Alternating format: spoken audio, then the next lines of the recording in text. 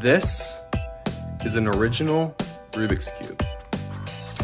I got this from an antique store a while ago, and today I'm going to solve it for the first time ever.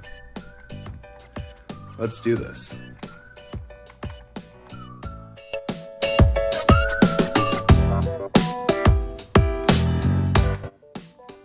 It could really use some lube, I can tell.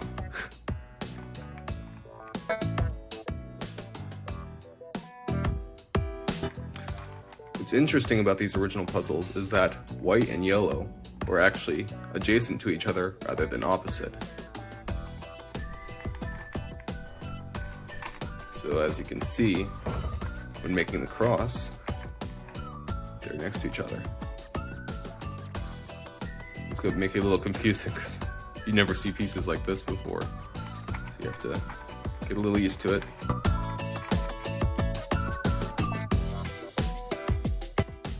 First F12 pair.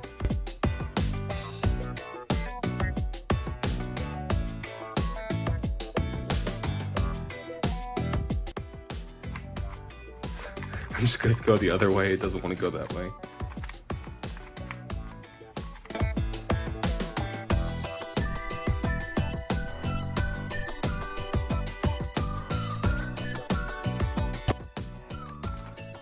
There's the first 2 layers done.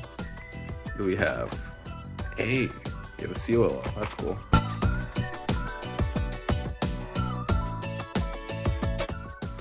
With that, you have an H-berm, with yellow and green opposite.